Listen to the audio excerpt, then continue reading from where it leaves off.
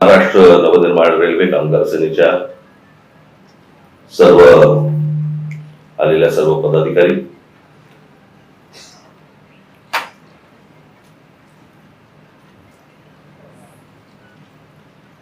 खरं तर तुमचं आमचं नातं हे वेगळ्या प्रकारचं नातं आहे.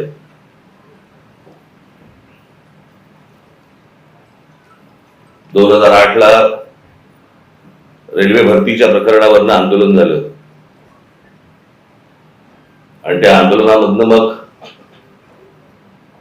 पक्ष पुढे वाढत गेला, मोठा होत गेला आणि पक्षाला निवडणुकीचं चिन्हही रेल्वे इंजिनच मिळालं. आज तुम्ही सगळेजण इथे आलेला, मला काय तुमच्या आपल्या रेल्वे मधलं फक्त प्रवास करणं एवढंच माहिती आहे. बाकी टेक्निकल मला काही फारसं माहिती नाही, ते तुम्हालाच माहिती आणि यांना माहिती. परंतु ते जे आंदोलन झालं होतं ते आंदोलन कधी विसरू नका. आपल्या रेल्वेमध्ये, आपल्या महाराष्ट्रातल्या रेल्वेमध्ये मराठी टक्का हा आपला वाढला पाहिजे, मोठा झाला पाहिजे आणि तोच असला पाहिजे, याच्यासाठीच ते आंदोलन होतं. त्याच्यामुळे तुम्ही रेल्वेमध्ये काम करत असताना कुठेही असा बेसावध राहू नका.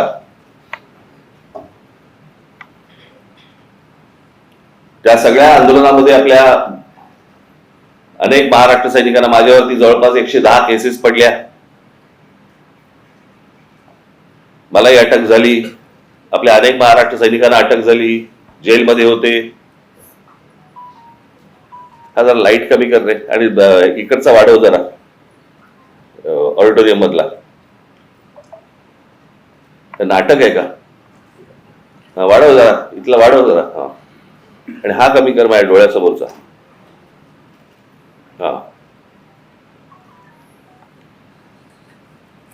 त्याच्यामुळे तुम्ही कुठे बेसावध राहू नका. त्यावेळेला आठवतं तुम्हाला, साधा प्रश्न होता तो की महाराष्ट्रामध्ये जर समजा रेल्वे भरती आहे तर त्या रेल्वे भरतीच्या जाहिराती या उत्तर प्रदेश, बिहारच्या वर्तमानपत्रात काय येतात, माझ्या महाराष्ट्राच्या वर्तमानपत्रांमध्ये का येत नाही? आणि तिथून हे सगळं सुरू झालं. आणि तुम्हाला आठवत असेल ते हजारो लोक त्यावेळेला तिकडे रेल्वे परीक्षा, त्याच वेळेला कळलं हे आलेत कशासाठी, ही कोण माणसं आहेत, कशासाठी आली आहेत, सगळे रेल्वेचे प्लॅटफॉर्म सगळे भरलेत, झोपलेत सगळेजण, कशासाठी बसलेत, कोण आहेत हे? आणि मग आपले काही महाराष्ट्र सैनिक त्यांना विचारपूस करायला गेल्यावरती त्यातल्या काही जणांनी आपल्या लोकांना आई बहिणीवरनं शिव्या दिल्या. त्या शिव्यांमधनं सगळं सुरू झालं. आणि तेव्हा कळलं की महाराष्ट्रामध्ये नोकऱ्या आहेत, महाराष्ट्रातल्या तरुणी ह्या वणवण फिरतात नोकरीसाठी, आणि महाराष्ट्रातल्या नोकऱ्यांच्या जाहिराती या उत्तर प्रदेश, बिहारमध्ये येत आहेत आणि आपल्याला कल्पना नाही.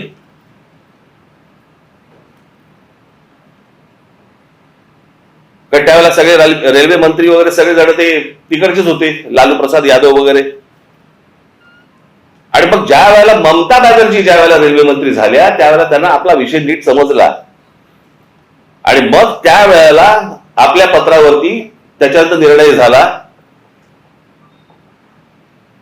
की प्रत्येक राज्यामधल्या निवडणुकीतल्या तुमच्या परीक्षा, रेल्वेच्या परीक्षा या स्थानिक भाषेमध्ये असतील. प्रश्न पत्रिका आणि त्याची उत्तरं पण तुम्हाला स्थानिक भाषेमध्ये, तुमच्या मातृभाषेमध्ये तुम्ही त्याची उत्तर देऊ शकता. असे तेव्हा सगळं सुरू झालं. त्याच्यानंतर वटणीवरती आले आणि मग आपल्या हजारो मराठी पोरांना रेल्वेमध्ये नोकऱ्या लागल्या.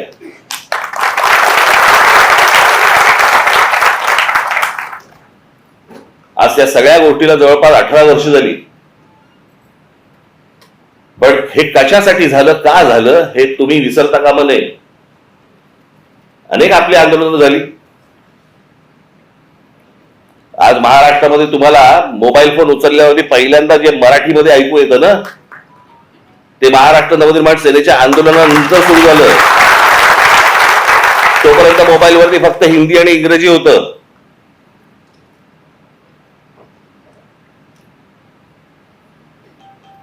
भाषा कुठची वाईट नसते, पण हे आमच्यावरतीच लादायचे सगळे प्रयत्न सुरू होतात महाराष्ट्रावरती. कारण आमची लोक चिडत नाहीत, रागवत नाहीत, बोलत नाहीत, रस्त्यावर उतरत नाहीत, राग व्यक्त करत नाहीत. केला असतं तो मोबाईलवरती करतात.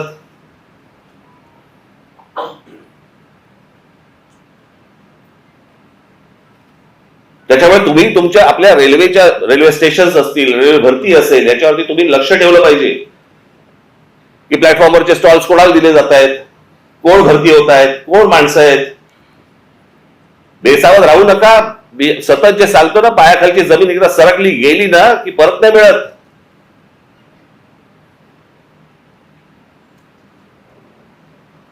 आमच्या सरकारलाच हिंदीचं वावड आपलं त्याच्याबद्दल असता. कालचं त्या ह्यांचं मुख्यमंत्र्यांचं फडणवीसांचं भाषण विधानसभेमधलं,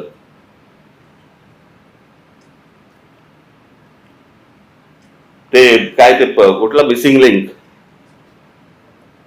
लिंक वरती म्हणे ते काय कोसळला, खांब कोसळला आणि पाणी सगळीकडनं येतंय, त्याचं म्हणे राजकारण करू नका. अरे वा, त्याच्यावर बोललं की राजकारण. मग इतकी वर्ष आपण काय करत होतात? दुसऱ्यांच्या सरकार जेव्हा होती दुसऱ्यांची, त्यावेळेला तुम्ही काय करत होतात? त्यावेळेला जी आंदोलनं झाली ते राजकारण नव्हतं. स्वतःच्या अंगाशी आल्यावरती ते राजकारण, विरोधकांचं राजकारण, असं कसं होईल? आणि काय म्हणतायत म्हणे, एक वेळ मला बोला पण महाराष्ट्राचा अपमान मी सहन करणार नाही. वा रे वा. लोक त्या मिसिंग लिंक बद्दलच बोलतायत, महाराष्ट्राचा कुठे अपमान करतायत. पण ते काय सगळं घेऊन जायचं, म्हणजे ते वरपासून खालपर्यंत आता काय सवय लागली आहे. केंद्र सरकारच्या कुठच्या गोष्टींबद्दल बोललं की तुम्ही देशविरोधी. आता केंद्र सरकारची कामं आहेत ती, त्याच्यात देशाचा काय संबंध? आता मिसिंग लिंक बद्दल बोललं तर याच्यात महाराष्ट्राचा अपमान कुठे आला? लोकांनी प्रश्नही विचारायचे, काय झालंय ते? इतके दिवस जे मोबाईल फोनवरनं विरोधकांना जे करत होते ना, शिव्या घाल, वाटेल ते बोल, हे जे सगळे त्याच्यात ठेवलेल्या टीम्स आहेत ना, हे जे सगळं सुरू होतं ना, ते आता अंगलट आलंय. आता ह्यांच्या दामदुपटीने ह्यांच्या अंगावरती येत आहे आणि त्याच्यामुळे लागले आता त्रास व्हायला लागला त्याचा. आपणच सुरू केल्यात त्या गोष्टी. गेल्या 10-12 वर्षातच या सगळ्या गोष्टी मोठ्या प्रमाणात सुरू झाल्या. विरोधकांना वाटेल ते बोलणं, विरोधकांना शिव्या घालणं, वाईट साईट लिहिणं, सगळ्या गोष्टी ज्या सुरू झाल्या हे तुम्ही बसवलेल्या टीमकडनं सुरू झाल्या. आता तुमच्या अंगावरती येत आहे ते सगळं, आणि तुमच्या अंगावरती येत आहे म्हणून लगेच महाराष्ट्राचा अपमान. ह्याच्यात कसला आला महाराष्ट्राचा अपमान? राम मंदिराच्या चोरीबद्दल बोललो की म्हणे धर्माचा अपमान. अरे चोरी आहे ना ती, ह्याच्यात धर्म कुठे आला?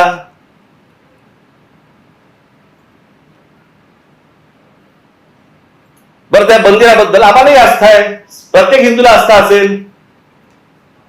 तिथे ज्या वेळेला 1400 कोटी रुपये ज्यावेळेला चोरले जातात, काहीही म्हणजे किती पडदा किती असावा यांच्या समोर. म्हणे वक्फ बोर्डामध्ये ज्या वेळेला म्हणे तिकडे चोऱ्या झाल्या त्याच्याबद्दल तुम्ही नाही बोलणार. आम्हाला काय देणं घेणं?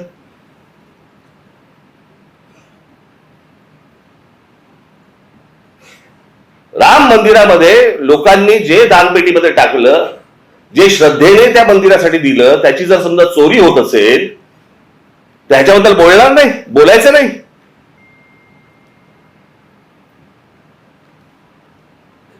काल ते कोणतरी भोसबळे का कोणतरी आहेत ते म्हणे धर्मविरोधी जे लोक आहेत ते म्हणे पसरवतात. आम्ही धर्मविरोधी? हा देश काय धर्मविरोधी आहे? तुमच्याकडे राम मंदिरामध्ये लोकांनी श्रद्धेने दिलेल्या गोष्टींची चोरी होते आणि हे सांगणारं कोण होतं? हे बोलणारं कोण होतं? भारतीय जनता पक्षाचा खासदारच पहिलं बोलला की राम मंदिरात चोरी झाली म्हणून. आम्ही बोललो हा देश बोलला?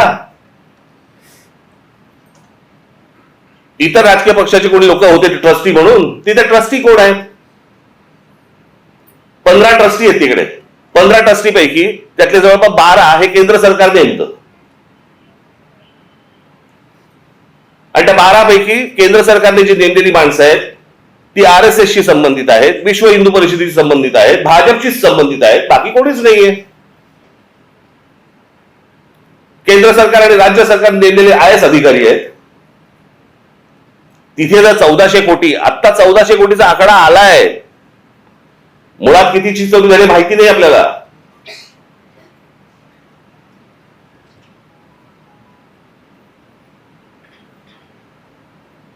चोरी झाल्यावरती समजा असं पकडा, आता दुसऱ्यांचं कोणातरी सरकार असतं आणि राम मंदिरामध्ये चोरी झाली असती, भारतीय जनता पक्षाने काय केलं असतं?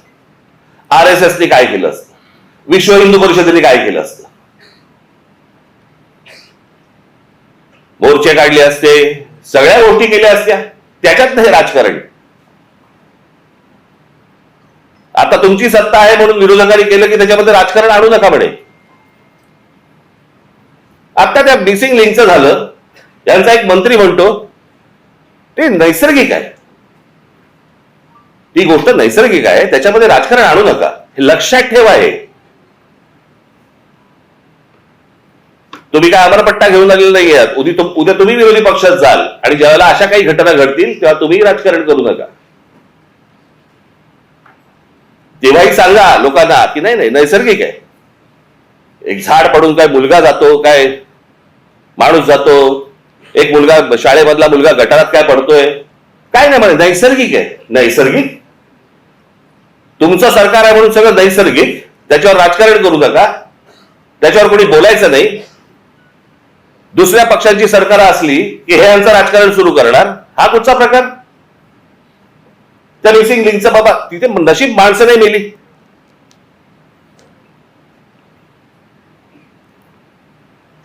गंमत बघा, त्या मागे 2005 मुंबईमध्ये आला होता ना फ्लड, ते सगळं पाणी वगैरे तुंबलं होतं. 1000 मिलीमीटर पाऊस पडला होता, 1000 मिलीमीटर. काही 2-3 तासाच्या अंतरात त्याला मुंबईची हालत झाली होती. 1000 मिलीमीटर. आणि आता 300-350 मिलीमीटर पाऊस पडलाय. मुंबई तशीच तुंबलेलीच.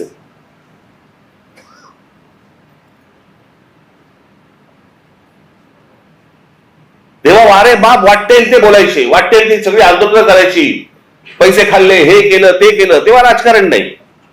आता मुंबई तुंबली नाही, नैसर्गिक आहे. ती कोणती बाई ती गाणी म्हणायची, काय ते गाणं होतं ते?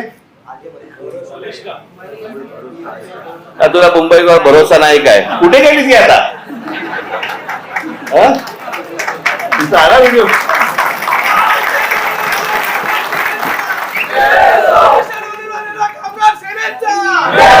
नवीन व्हिडिओ आहे का? जुनाच टाकलाय? नवीन केला असेल तर चांगलं आहे, कोणाला पाहिलेली नाही ती. पण तेव्हा गात होती तेव्हा सुख घेतलं. आता दुसरे ज्याला बोलायला लागले त्यावेळेला त्रास व्हायला लागला. आता मला दुसरं कळलं नाही, मला मुख्यमंत्र्यांचं विधानसभेतलं भाषण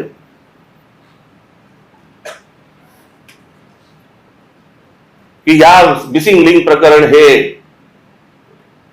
उत्तम दर्जाचं ते काय कन्स्ट्रक्शन आहे वगैरे वगैरे सगळं झालं, आणि ह्याचं जर समजा कोणी राजकारण करत असेल आम्ही बघून घेऊ त्याला. मुख्यमंत्री आहेस ना तू, बघून घेऊ. बरं झालं ते झालं. पुढे वाक्य संपल्या हिंदीतून सुरू झाले. मिसिंग लिंक के बारे में अगर कोई राजनीति करे, कोणासाठी हिंदी बोललात? समोरचे आमदार मराठी, महाराष्ट्राची विधानसभा, महाराष्ट्राच्या विधानसभेमध्ये आमचा मुख्यमंत्री, महाराष्ट्राचा मुख्यमंत्री हिंदीत बोलतो. कशासाठी? कोणाला सांगायचं होतं? कदाचित आपल्याच पक्षातल्या वरच्या लोकांना सांगायचं असेल बघून घेईन.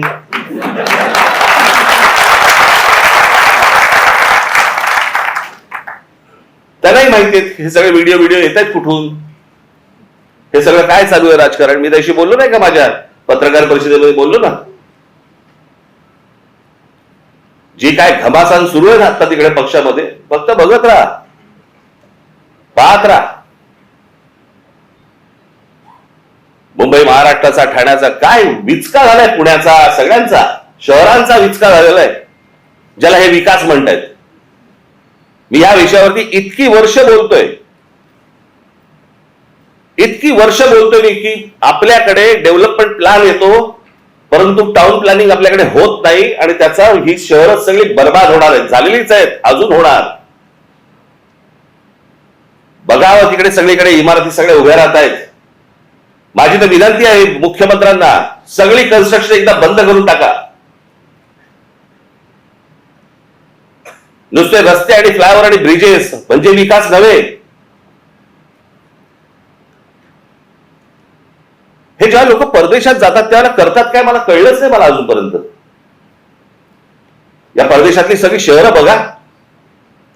मी 2014 साली याच्यावरती एक डॉक्युमेंटरी केली होती. मी 16 मिनिटाची डॉक्युमेंटरी आहे, आज युट्यूब वरती आहे, जाऊन बघा. की शहराला आकार उकार कसा द्यायचा असतो. आता हा मिसिंग लिंक 1 मे ला त्याचं उद्घाटन झालं, 1 मे ला. आणि आता हा 6-7 तारखेला काहीतरी तो त्याचा काय पिलर पडला आणि पाणी वाहतंय आणि सगळं होतंय. जुलैमध्ये, मे, जून, जुलै अजून पूर्ण पण नाही झाला. 60-65 दिवसामध्ये तुमचा नवीन बांधलेला टनेल गळायला लागतो, पिलर पडतात. आणि काहीतरी ते जरी सांगितलं, काहीतरी मी कुठे काय आणलं करते ते तुला दिलं होतं मी लिहायला.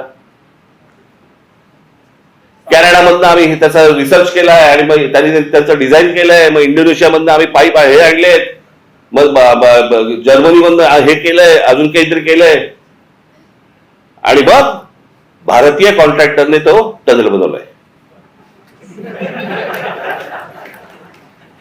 त्यांनाच द्यायचं होतं ना. ते आमचे नितीन सरदेसाई फार छान बोलले त्याच्यावरती. आता आम्ही बोलत असताना ते म्हणाले, मला हे सगळं बघून राज कपूरचं गाणं ऐकू येतं म्हणे, आठवतं. मेरा जूता है जपानी, पतलून है काय इंग्लिशस्थानी, सर पे लाल टोपी रूसी म्हणजे रशियन, फिर भी दिल है हिंदुस्तानी. कॉन्ट्रॅक्टर आमचा तो बर्बाद करणार, तुम्ही काळजी करू नका.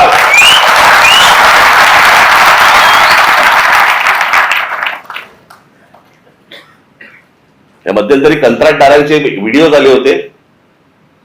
कंत्राटदार सांगतात आपल्या महाराष्ट्रामधली मराठी मुलं मुली जे नव्याने कंत्राटदार झाले त्यांना किती म्हणे, तर जे कंत्राट मिळतं त्यातलं जवळपास 56% पैसे द्यावे लागतात म्हणे, वाटावे लागतात, चारावे लागतात. 56%. ज्याच्यासाठी काम काढलंय ते काम त्यांनी 44% मध्ये करायचं. तुम्हाला असेच रस्ते मिळणार, असेच खड्डे मिळणार.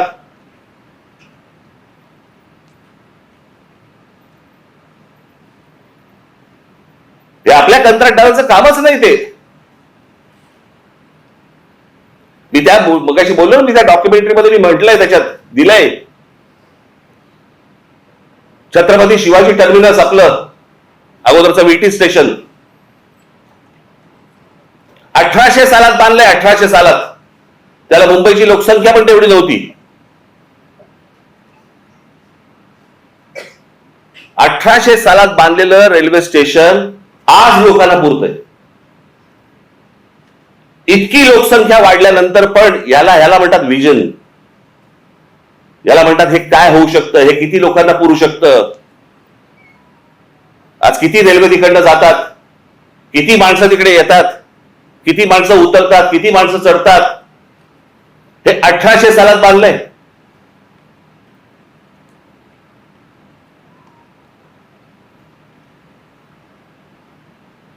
अमेरिकेमधली एम्पायर स्टेट बिल्डिंग किती उदाहरणं द्यायची हो जगामधली तुम्हाला. एम्पायर स्टेट बिल्डिंग जाऊन बघा, पाहिली नसेल तर तुमची ह्याच्यावरती जा, इंटरनेटवरती जा आणि बघा. ती एम्पायर स्टेट बिल्डिंग ती पण तेव्हाच 1933 साली बांधली. किती वर्ष लागली असतील? ती साधारणपणे 110 मजली उंच आहे, 110 मजली. म्हणजे आता हा हॉल आहे ना, या हॉलच्या चौपट असेल, चौपट 5 पट असेल उंच, 5 पट 6 पट असेल जास्ती, एवढा त्याचा फ्लोअर आहे. 110 मजली उंच आहे ती. किती वर्ष लागली असतील त्याला ती इमारत बांधायला? त्या इमारतीमध्ये खाली ग्राउंड फ्लोअरला बेसमेंटमध्ये एक बॉम्बस्फोट झालाय. त्या इमारतीवरती एक छोटं विमान, परंतु एक विमान आदळलेलं आहे. आजही ती ताठमानेने उभी आहे इमारत, एम्पायर स्टेट बिल्डिंग. किती वर्षात बांधली? 14 महिन्यात. 14 महिन्यात बांधलेली इमारत आहे ती. 14 महिन्यात 1800 साली बांधलेल्या इमारतीला आजही काही होत नाही. त्यांनी बांधलेले ब्रिजेस बघा, त्यांनी बांधलेले फ्लायओव्हर्स बघा. आज ब्रिटिशांच्या काळामध्ये जे फ्लायओव्हर्स बांधले गेले, जे ब्रिजेस बांधले गेले, आपल्याला इंग्लंडवरनं आजही पत्र येतात बरं का. म्हणजे काय प्रकारची सिस्टीम असेल विचार करा. पत्र काय येतात, आम्ही असा असा इथे हा ब्रिज बांधला होता. अशा अनेक ब्रिज बद्दल आले ना त्यांची पत्र महाराष्ट्र सरकारला, असा इतरही सरकारला आलेत. असा ब्रिज बांधला होता, त्याची 100 वर्षाची आमची गॅरंटी संपलेली आहे. आता तो तुम्ही बघा. 1947 साली ब्रिटिश गेले, 1947 साली. त्याच्या अगोदर 150 वर्ष त्यांनी राज्य केलं. त्यावेळेला बांधलेले ब्रिजेस आहेत. काय गरज आहे त्यांना सांगायची? पण हे फक्त भारतात नाही होत. त्यांनी जिथे जिथे राज्य केलं तिथे तिथे यांची पत्र जातात की आमची गॅरंटी संपली, आमची 100 वर्षाची गॅरंटी होती. 100 वर्ष. टिळक ब्रिज पासून सगळे इथला हे त्यांच्या काळात बांधले गेलेले आहेत, अजूनही आहे. मग आमच्याकडे काय होतं?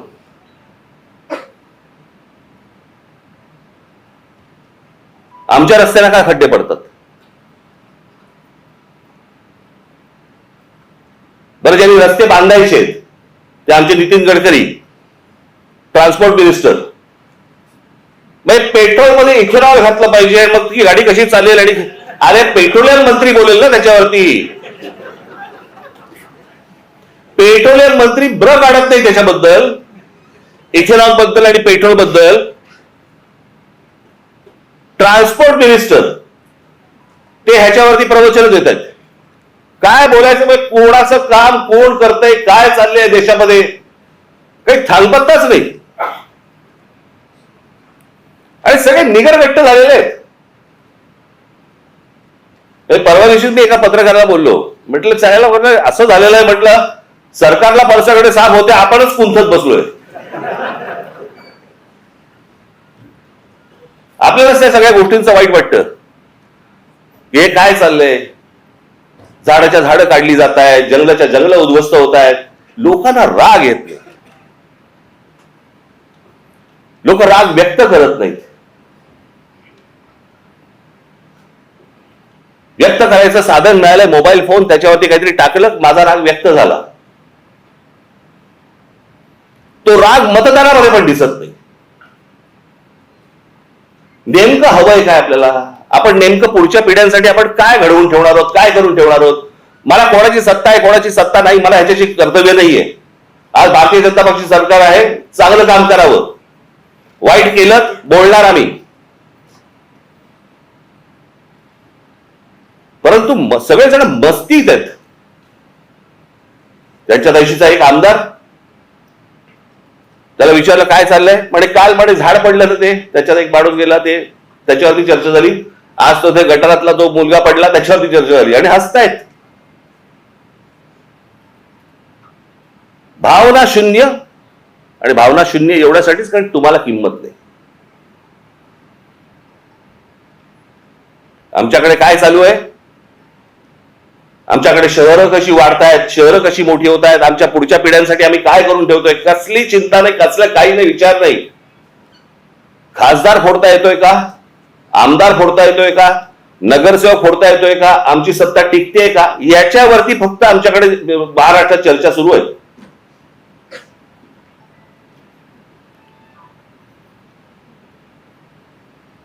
आता काय 3 वर्ष निवडणुका नाहीत, लोक म्हणणार मग आता काय आम्ही चिडून तरी काय मतदान कुठे. अरे मतदानाची ज्याला वेळ येते ना त्याला अगोदरच साचलेल्या गोष्टींचा विचार करायचा असतो. चांगलं काय आणि वाईट काय या गोष्टींवरती तुमचं मतदान झालं पाहिजे. उद्या राज ठाकरे जर समजा चुकत असेल तुम्ही बोललं पाहिजे, इतर पक्ष जर चुकत असतील बोललं पाहिजे. लोकशाही कशाला म्हणतात ना, ती लोकशाही जर जिवंत ठेवायची असेल ना, मी मागे पण एकदा उदाहरण दिलं होतं, आज मुद्दामून परत देतो उदाहरण तुम्हाला. ज्यावेळेला दुसरं महायुद्ध ज्यावेळेला संपलं ना, ते संपल्यानंतर सगळी वाहवा झाली. इंग्लंडची वाहवा झाली, विन्स्टन चर्चिलची वाहवा झाली. विन्स्टन चर्चिलचं ते एक फेमस त्याची ती मुद्रा होती हाताची, वी फॉर विक्टरी. त्याच्यामध्ये फक्त वी फॉर विक्टरी नव्हतं, वी फॉर विन्स्टन पण होतं, विन्स्टन चर्चिल.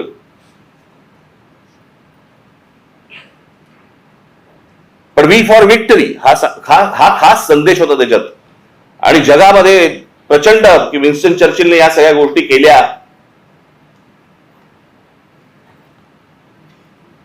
8 महिन्यांनी निवडणुका झाल्या आणि 8 महिन्यांनी निवडणुका झाल्यानंतर विन्स्टन चर्चिल आणि त्यांचा पक्ष हरला. इंग्लंडमध्ये विन्स्टन चर्चिल आणि त्यांचा पक्ष हरला. ज्याच्या नावावरती दुसरं महायुद्ध जिंकून दिल्याची गोष्ट होती तो 8 महिन्यानंतर निवडणुकीमध्ये हरला. पत्रकारांनी ज्यावेळेला लोकांना प्रश्न विचारले की या माणसाने असं एवढं युद्ध जिंकून दिलं, एवढी तुम्ही वाहवा केली, एवढं त्याला डोक्यावरती घेतलं आणि निवडणुकीला तो हरला कसा काय, सरसकट लोकांनी दिलेलं उत्तर होतं युद्ध काळामध्ये तो योग्य होता, शांततेच्या काळात नाही. हे समजायला अक्कल लागते. याला समजायला, याला लोकशाही म्हणतात. चांगल्या गोष्टींसाठी काय असू शकतं, वाईट गोष्टींसाठी काय असू शकतं, चांगल्या गोष्टीत कोण काम करू शकतं, हे समजणारा समाज लागतो. मी नेहमी सांगतो ना की नुसतं शिक्षण घेऊन उपयोगाचा नसतो, शिक्षित असून उपयोगाचा नाही, माणूस सुज्ञ असावा लागतो.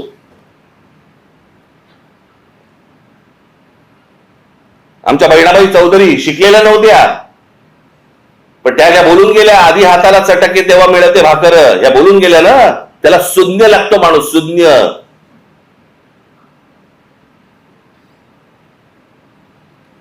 आणि ज्या देशामधला समाज सुज्ञ असतो त्या देशामध्येच प्रगती घडते. काय योग्य काय अयोग्य हे कळलं, नाही तर आम्ही आपल्या सकाळी उठायचं, कामावर जायचं, तेही जातात कामावर. जगामधला प्रत्येक माणूस कामावर जातो पण विचार करतो. आपण जर या गोष्टींचा विचार नाही केला कसं होणार मला जरा सांगा.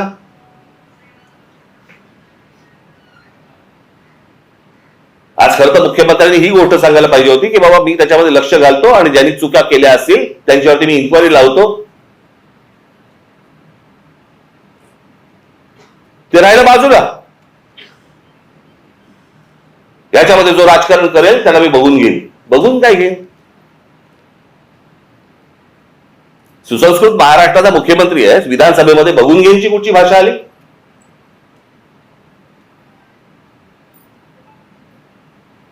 पण हे सगळं सुरू होतं. खासदार सांगतो, एक खासदार सांगतो मी बॉम्ब टाकीन, माझ्या नावावरती 5 मर्डर आहेत. हे आपल्या राज्यात होऊ शकतं आणि त्यांना हात लागत नाही कोणाचा, कारण सत्तेत गेलेत.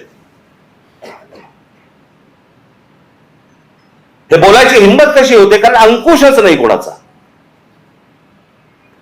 कोणाचाही अंकुश नाही.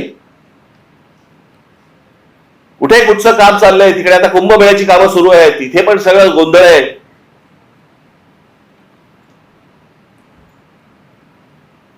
जे काय महाराष्ट्रामध्ये चालू आहे बाबा, तुम्ही लक्ष ठेवलं पाहिजे, तुम्ही बोललं पाहिजे. बाकीच्या ठिकाणचं तर सोडून द्या, परंतु रेल्वेमध्ये तुम्ही लक्ष दिलं पाहिजेत, लक्ष ठेवलं पाहिजेत. रोज रेल्वे जाते आणि येते, एवढंच लक्ष ठेवण्यासारखं नाहीये. तिथे कोण घुसतायत इथे लक्ष ठेवणं गरजेचं आहे. कोण येत आहे, कोण स्टॉल्स टाकतंय, कुठच्या प्रकारची टेंडर्स निघतायत, कुठच्या प्रकारच्या नोकऱ्या निघतायत. स्टॉलची उद्या टेंडर्स निघाली तर ती आपल्या मराठी मुलांना मिळाली पाहिजेत, प्रत्येक स्टेशनला मिळाली पाहिजेत. याच्यावर तुमचं बारीक लक्ष पाहिजे. ते जर बारीक लक्ष नसेल तर कसले काय चाटायचे वर्धापन दिन, काय करायचे वर्धापन दिन.